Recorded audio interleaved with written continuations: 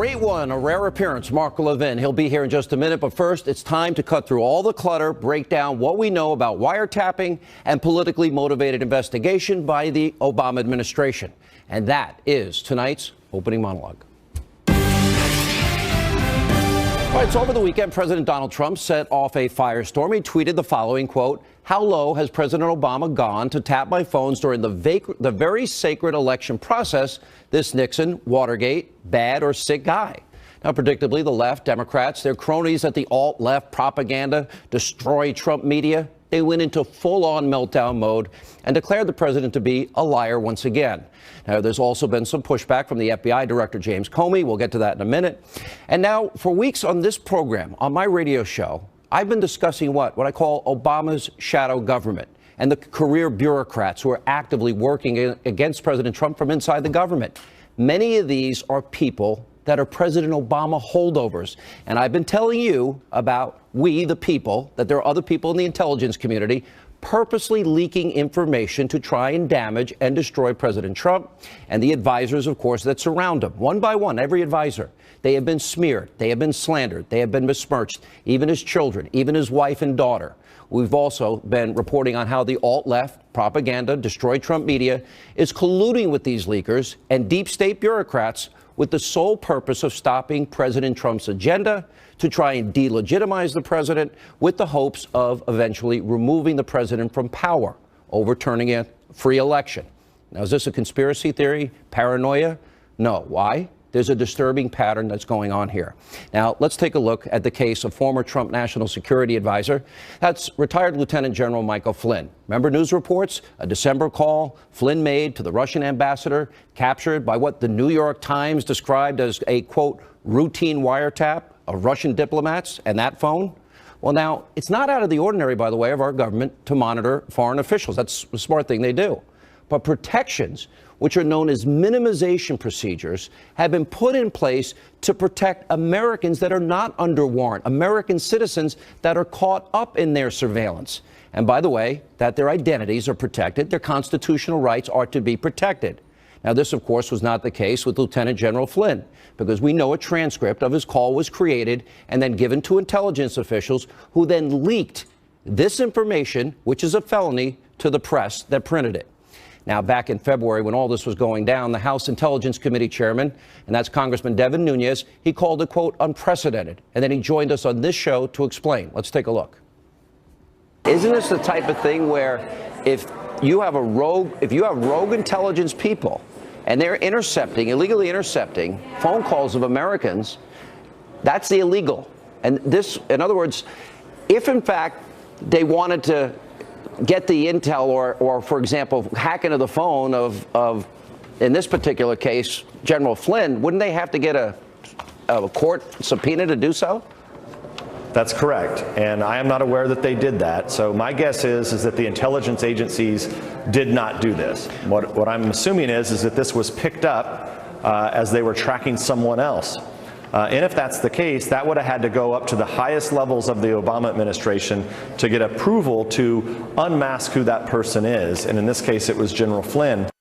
Now, this is just the tip of the iceberg. Now, Fox News has not been able to confirm this, but the day before the election, November 7th, 2016, the website Heat Street, they published a report. It had the following headline, quote, exclusive, FBI granted FISA warrant covering Trump camp's ties to Russia.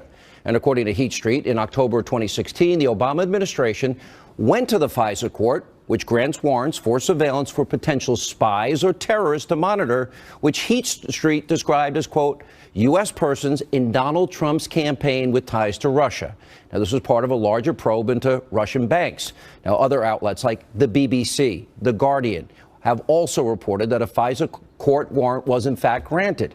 And this is not an isolated incident either. There are countless examples of various federal agencies under President Obama looking into activities of intercepting communications with people associated with the Trump campaign.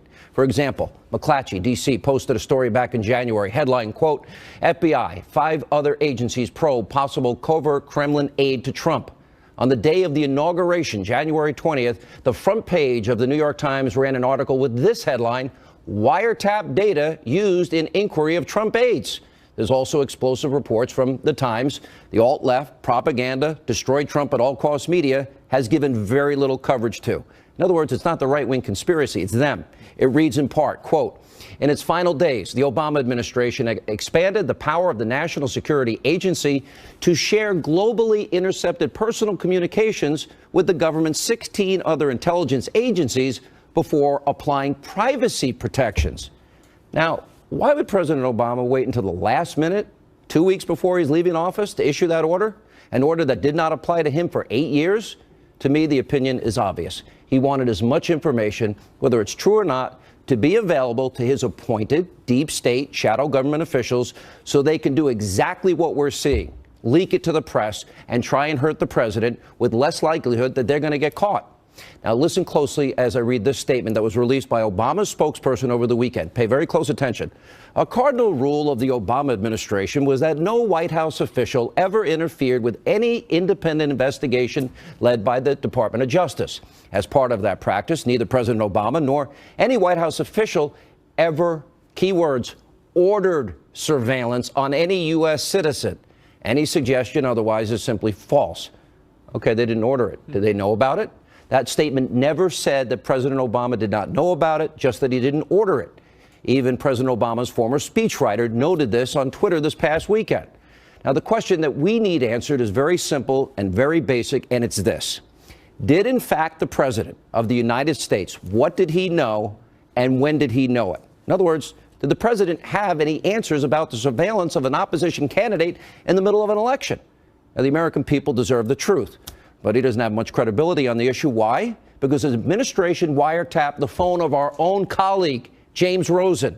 There's also former Attorney General Michael Mukasey, who knows a thing or two about this entire process. Here's what he said.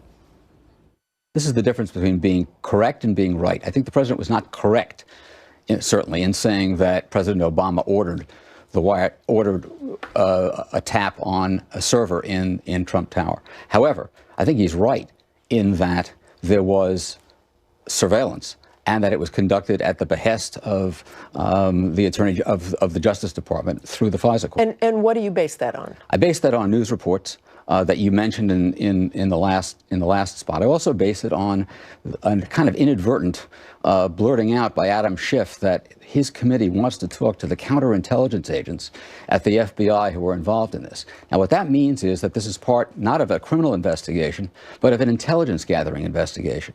By the way, didn't she cry the night of election night? All right, we'll put that aside. All right, on top of all of this, there's a bunch of other questions that need answers. What did President Obama know about these reported, New York Times reported FISA requests targeting associates of then candidate Donald Trump? Now, to me, what happened to retired Lieutenant General Flynn and what we are now seeing with all these other intelligence leaks, this is a canary in a coal mine. This accusation that President Trump made is serious. We need to get to the bottom of what the truth is and where all of this came from and who knew what, when, and where.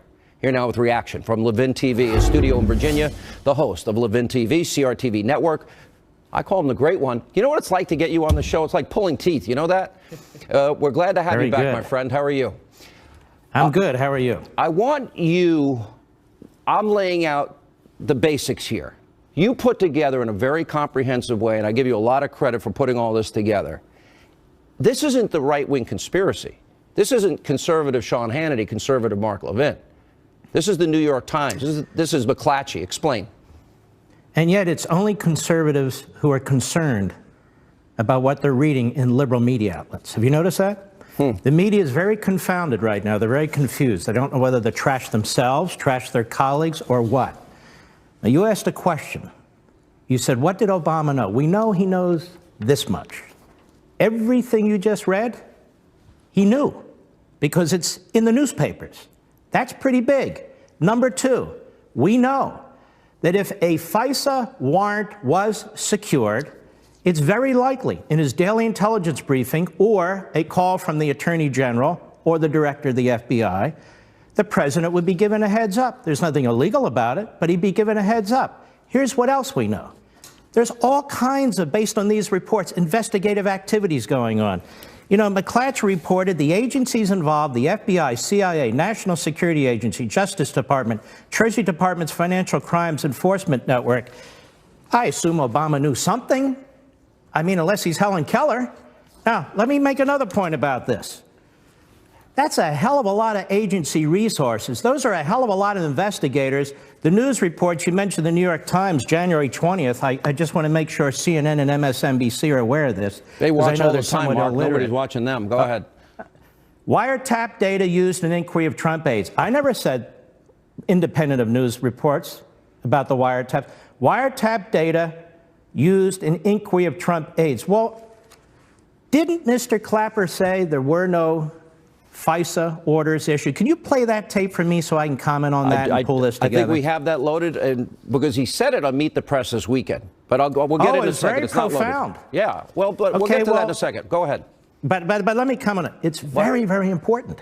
It's very important because if Clapper says there was no FISA order, and he was very broad and he was very definite, and he said, no, I don't remember this, and you'll play it later, then what the hell are we talking about? That means they didn't have enough information for probable cause to get a warrant in front of the FISA court. So what's the FBI, the CIA, the National Security Agency, the Justice Department, the Treasury Department's Financial Crimes Enforcement Network investigating? What are these wiretaps that the New York Times is talking about? You know, I know they want to focus on Donald Trump and his tweet. I want to focus on America and the Constitution. The reason I got fed up with this last week is I'm a constitutional conservative. I look at this. If I'm reading these news reports, we have a runaway executive branch. I don't know who knows what. And as of today, the media don't appear to know who knows what, which is exactly why I've been calling for congressional investigations. The question is, why aren't CNN, CBS, NBC, MSNBC, and all the rest of them, why aren't they concerned about this? Mark, rather than mock the president and his tweet, pay attention to what your own reporters and other reporters are saying. So what you say is really deep and profound here, and I want to put some emphasis on this, and that is that the news media reported the leaks, the news media reported the surveillance, they reported it repeatedly. This is the mainstream media. As far as I know, they've never retracted the story, and everybody knew about it. It was not something that was hidden. Now, in fact, Donald Trump mentions that, in fact, it happened, and somehow this is, oh my gosh, this is outrageous. What do we, how do we definitively find out that, in fact, in June and again in October, there were attempts to surveil the then candidate of the opposition party by the current administration at the time, the Obama administration? Well, two things need to happen one way or another. Number one, the FISA applications, which Clapper denies, by the way. He denies, and the follow-up was pathetic over there at NBC, but we'll get to that. The FISA applications should be released. That's number one. The warrant that was supposedly secured in October should be released. The other thing that needs to be done is these daily presidential briefings that the president received, that the intelligence agencies and law enforcement agencies coordinate on and prepare. The Intelligence Committee chairmen need to read them. And now we'll get to the bottom of this. Now, I find it very interesting. People are saying, well, let Trump release the damn FISA stuff. Can you imagine if he does that? He'd be accused of interfering with investigations, trying to intimidate the Justice Department. No. Let Congress finally step up and do its job. They have oversight committees. We pay these people to do their jobs. Now get into those damn FISA applications. Look at the so-called warrant. Hold on now. Yeah. Look at the warrant that was released. Look at these daily briefings, and let's see what's in them. All right, great one. We miss having you on. Stay right there. We're going to keep you while we got you. All right, more with the great one, Mark Levin, right after the break. Also tonight, Jay Sekulow, former NSA intelligence official. He actually created this very law. We'll get into that. They're here to react to President Trump and his wiretapping accusations. Also tonight, Republicans now trying to make good on their promise to repeal and replace Obamacare. Earlier this evening, GOP lawmakers unveiled their plan to dismantle this disastrous health care law, at least the parameters of which they're going to work. Congressman Louis Gohmert of Texas and North Carolina Congressman Mark Meadows will join us with reaction. That and more, and a new executive order has been released by the president today. Straight ahead.